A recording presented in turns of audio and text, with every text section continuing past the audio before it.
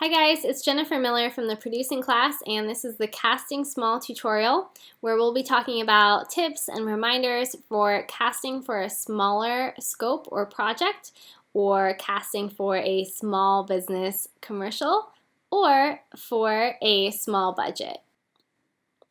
First, we want to consider main talent versus extras. So take a look at your script and determine how many main talent you're going to require and if you need any extras for this production. So the difference is that main talent are going to be roles that are vital to the production or scene. They can be speaking or non-speaking roles, but they usually have character traits. They have necessary actions within the script. In other words, the scene is not going to work if you don't have your main talent in place. Extras are also called background actors. These talent represent non-speaking and non-vital roles. And when I say non-speaking, it doesn't mean that they're not allowed to speak. It just means that they typically don't have any planned specific dialogue. So they might be part of a group, a cheering section, or the director might give them a speaking role, but it'll kind of be more off the cuff and less planned. They're generally used as fill-ins to make a set or location appear more realistic in a controlled manner. The producing and directing this short film and video book by Peter Ray has 9 basic casting steps, and that reading is going to have a lot more details in terms of what is required for each of these steps, but I thought I'd include them in our reminders. So you want to advertise your specific roles. You want to scout local theater companies and acting schools, and you want to contact your state film commissions for sure. You also want to then organize any submitted headshots or resumes before arranging your casting calls and then following up with callbacks. Finally, you want to negotiate with your selected actors and then deal with your rejected ones. But one step that we probably can't get around unless your client is providing all the talent is getting the word out. So here are some options to consider. Local film commission. Reach out to them, see what resources they have available. You can talk to your regional film commissioner office, or you can go to your state film office as well. There are many talent websites out there that will have resources for you and be able to sort talent based on your geographic area. I'm going to give you some examples in the next slide, so keep an eye out for those. Social media sites. Facebook has been hugely helpful in helping many people find local talent. You can search pages or groups based on your area that are having casting calls, and you can place your own casting calls there as well. And finally, local colleges or universities that have a theater or acting program are good to check out. I know that in Tommy Dennis's lecture on casting, he mentions the difference between actors who are trained for the stage versus the screen, so keep those things in mind. But the reality is, when we're working on a very small budget project, sometimes we have to get creative, and a lot of times these colleges have actors who are anxious and willing to collaborate for work and experience with directors. Websites and searches. Here are some options that you can use. Craigslist.org, Now Casting, Backstage, Showbusy.com, Junior Talent is for children or teens, castinglist.com, and Greater Talent. And then in terms of just putting in a Google search and seeing what it gets you, casting catalog with your city name, film talent, the word casting itself, or actors. So try those searches out and see if they get you started on any leads or headed in the right direction. Once you have some interest, then you need to make sure you reserve a space. So find an adequate space, and really you probably want to do this first so that you can tell everyone when you need to be somewhere and where they need to be for the casting session. So you should be locking in your space, we'll say. Make sure it's an adequate space if you need to cast multiple roles. It should be quiet and free of distractions, and you should have a separate waiting area with chairs so your talent can wait for their turn. It doesn't have to be a big production studio. It can be like this photo is in a classroom. It can be in a conference room, at a local hotel, anywhere that has a clean and professional and quiet area that you can use. In terms of setting up your casting sessions on the day of the casting, make sure you have clipboards and pens set up for everyone to fill out their paperwork. You want to bring your camera equipment so that you can record the sessions and play them back later for review. And then you can consider using talent application forms and talent assessment forms. I'm giving you a copy of them just to take a look at in case they might be helpful to your future productions. So this one is the casting assessment form here on the right. This is something that's just for your casting director, your producer, your director, or in the case of you guys, you're probably all three. So this is just for private use. You're going to be rating and adding in comments about the talent's performance, okay, and how you experienced their casting session. So you can type these in on your laptop, or you can print out a copy and write them in by hand. Same goes with this side, except this is for your talent to fill out, maybe while they're in the waiting room, or if you want to send them a digital copy to their email, they can have it filled out and bring it in with them when they arrive. It has basic contact information, physical descriptions, things like that. You can change out these logos here with your own production company logo or your personal logo as well. Then make sure you have backups while you're casting, guys, especially if we're working on a low budget. If you are working with a actor and a paid gig comes up and it happens to be the same days that your shoot takes place, there's a good chance you might get dropped. So make sure you have a backup plan and prepare for that in advance. A few more tips: make sure you know SAG union rules. Now there's information in your textbooks and in other places throughout the class, so get familiar with that, or just go to the SAG website and start learning more. They have a lot of restrictions and rules and forms in place if you are working with SAG talent, and the more professional, better talent in your area is going to be SAG affiliated. So it's definitely something you guys need to be aware of and start to get to know. And if you have any questions, then feel welcome to contact us.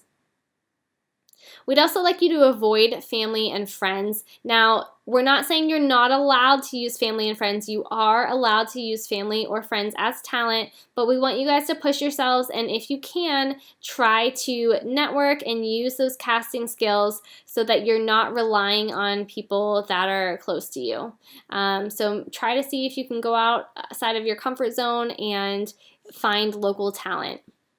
When you're completing your casting sessions, try an icebreaker. You can find so many examples online. I think Tommy talked about this as well. This is just part of making your talent feel more comfortable, and you'll get a more genuine reading out of them that way. Now, some of you may need to find a larger group of extras for your production. This particular image is from the National Geographic Channel Brain Games TV show that I worked on, and my role on that show was the production coordinator, and part of that role was casting extras. So for this particular episode that you're looking at, we had over 50 talent required, and they were interactive audience members, so they needed to answer questions, have reactions, that kind of thing. Also, Nat Geo had a very specific demographic in mind as to the type of individual we wanted to feature in their audience. So to set this up, I had an A group, a B group, and a C group during the casting process. That means I had 2 times as many people as I needed for the actual show, and I did that for a couple reasons. First, that lets the producer and directors make the final decision as far as who is cast, and it also gives me backup options. Even though this was a paid position for every audience member, I still had about 4 or 5 who didn't show up the day of the shoot, so luckily I already had backup talent standing and ready on hand to fill in those spots. In this case, everybody gets a talent release and it's signed off before they even walk onto the set. However, what if you're working with a location or in a public place where you can't control who is going to be in the background? Well, this is a little bit different, and it's not technically part of casting, but I figured I would include it in this lecture so you guys got the information. I'm going to give you a copy of this crowd release notice, and it's pretty general and basic. You can remove the Full Sail logo and put in, again, your own production company logo. You want to fill out all the information, and then you want to print it out as large as you can in multiple copies. And this is going to be for a public space where you cannot control the people or the crowd that is going to be in the background of your shoot. And here's how it works. The crowd release notice doesn't cover you. It's not a blanket coverage, right? It's not going to cover every single person or every part of your scene if you have it up somewhere. If there are specific entrances and exits to your location, put these at all of them. If you're in a more open area like a beach scene, then you want to put them anywhere around the perimeter, and as many as you can so that someone will have to pass by one in order to come into the area where you're shooting. Now, if you have individuals in the background of your shot and you have these crowd notices placed, if they're far enough in the background that their faces are out of focus and they're not recognizable, then your crowd release is covering you and you are good to go. However, if any of those people walk in closer to the camera or they come into focus where they can be identified visually by their face, then they have to have a release form. And that's the same talent release form that you give to all of your main talent. So let's say, for example, you're working with a yoga instructor as your client and she is hosting yoga classes in the park, and you can't control who comes and goes in the background of this yoga class that you're going to be shooting. So there's two different approaches that you can take. You can choose the wait and see approach. So that's basically start setting up your shot, wait and see who happens to walk into the background, and then if someone walks into your shot and they're recognizable in your image, then you can send one of your crew members over to professionally and politely speak with that person as soon as they walk out of your shot, give them the talent release, and hope that they sign it. Now, in order to make this work, you definitely need to have an extra crew member on hand just to be doing those releases, because otherwise you would have to walk away from your camera position while you're still rolling. So have someone on hand, at least one person, who can chase those individuals down with the release forms. This method is risky though, guys. It's high risk because if the person that walked through declines to sign your talent release, you cannot use the footage that has them in it. Your only other option would be doing like a rotoscoping in post and blurring out their face, but that compromises, the integrity of your image and it can be distracting. So it's not always the best case scenario. So a less risky but more time-consuming option would be getting signed talent releases from everyone prior to filmmaking. So you go around to everyone that's in the general area, or you have multiple crew members positioned at the perimeter, and anyone who walks into the area is going to get stopped in advance and offered the talent release for signing. Now this is going to take more time, more organization, and more crew members to pull off, but it's the safer bet. So the choice is up to you to decide what's going to work best for your production and your, individual scenario. Alright guys, now let's discuss some important forms and releases. You'll see on our left column we have required forms, and on the right not required or optional forms. This is considering your future classes in the DCBS program. So whenever you are submitting footage that you've captured for a school project, then we want to see that our required forms are completed and prepared for that footage in advance. We don't require the additional optional materials that are in the right-hand column, but they're still good to know and can be helpful to your production prep. Talent release form, which looks like this. That's required for all main talent and anyone who is visually in the image, including extras. Hold harmless releases. We have a university hold harmless that looks like this. That's required for all talent. We also have a producer's hold harmless. That's for your production company to protect yourselves, and that's required for all talent as well. Now, not typically required in our classes are the talent application form, the talent assessment form, and also the talent deal memo, which So next, you're gonna go ahead and complete your casting catalogs, but before I send you there, I'm gonna show you what our templates look like and give you a brief rundown. So now we're gonna quickly do a fill out for one of our talent just so you guys can get a feel for it. So I'm going to complete this catalog for my talent, and his name is John Sessoms. And John played the role of the groom in our Creations Catering commercial sample video.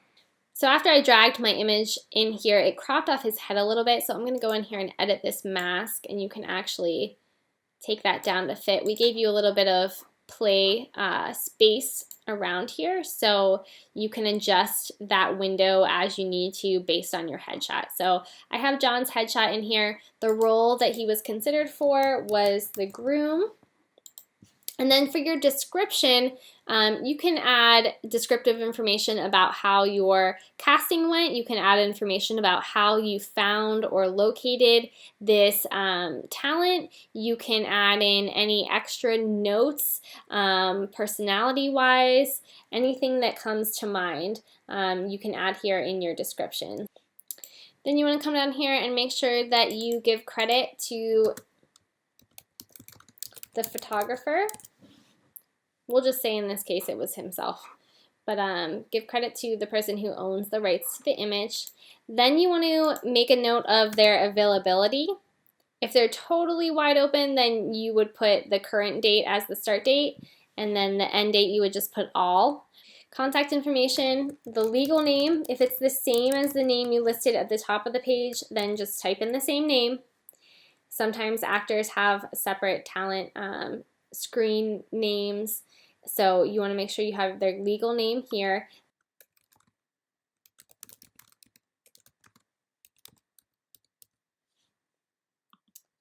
And then any extra comments that you happen to have.